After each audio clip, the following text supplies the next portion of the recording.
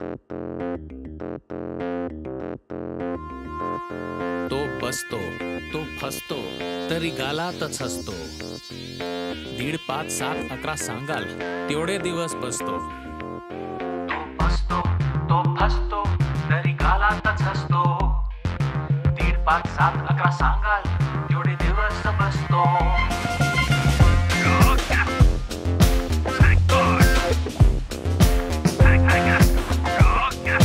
Thank God बाप्पा आपल्यासारखा नसतो. आपल्यासारखा असता तर काय म्हणाला असता? नैवेद्य दाखवल्यावर आजकाल 21 मोदकाने काय होते साहेब असं म्हणाला असता. नवस पूर्ण न झालेल्या भक्ताला तुम्ही नवसाच्या लाईन मध्ये नव्हता ना मॅडम असं म्हणाला असता. अंधेरीवरून आलेल्या भक्ताला लालबागचा बाप्पा हे अंधेरीचा मॅटर आहे, अंधेरीच्या बाप्पाला कॉन्टॅक्ट करा असं म्हणाला असता. नाही, त्याचा आशीर्वाद सगळ्यांवर सारखाच परसतो. थँक गॉड बाप्पा आपल्यासारखा नसतो.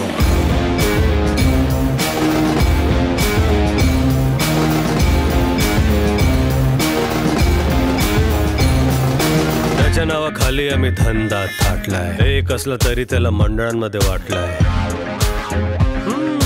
गणपतीच्या सणाला परवा एक जण म्हणाला, या वर्षी देवा तेवढा एक काम करून दे, त्या फेमस गणपतीचा तेवढा दर्शन करून दे. भक्ताच्या या डिमांडला तो गालातच हसतो. थँक गॉड बाप्पा आपल्यासारखा नसतो.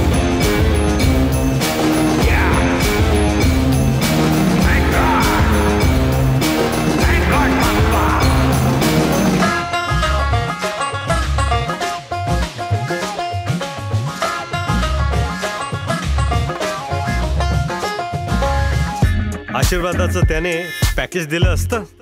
माझ्या बरोबर शंकराचे आशीर्वाद फक्त 20,000. ग्रुप नवस केला तर डिस्काउंट दिला असता. विसर्जनाच्या 2 दिवस आधी असं ओरडलं असतं. नाही नाही नाही, भक्तीच्या धंद्यात त्याला इंटरेस्ट नसतो. थँक गॉड बाप्पा आपल्यासारखा नसतो. त्याची उंची पोटात मोजणारे आपण, भक्ती सोडून शक्ती दाखवणारे आपण. जो आपल्याला वाचवत आलाय त्याला आपल्यापासून वाचवा. नाक्या नाक्यावर बसवता तसा एक क्षण हृदयात बसवा. एक क्षण कशाला हो, 1.5, 5, 11 सांगा तेवढे दिवस बसतो. थँक गॉड बाप्पा आपल्यासारखा नसतो. विसर्जनाच्या दुसऱ्या दिवशी काय नजारा असतो. 1.5 कोटी डोकीच्या पायावर टेकली तो पाय कुठेतरी असतो. तेवढेच आशीर्वाद देणारा हात कुठेतरी असतो. एवढ्या लोकांना एकत्र आणणारा बाप्पा स्वतः मात्र चौपाटीवर विखुरलेला असतो. तरीही तो हसतो, तो फसतो. पुढच्या वर्षी आनंदाने आपल्या घरी बसतो. त्याचा आशीर्वाद पुन्हा आपल्यावर बरसतो. थँक गॉड बाप्पा, थँक गॉड बाप्पा, थँक गॉड बाप्पा आपल्यासारखा नसतो. तो फसतो तरी कालातच असतो. तुमच्या आनंदातच त्याला इंटरेस्ट असतो.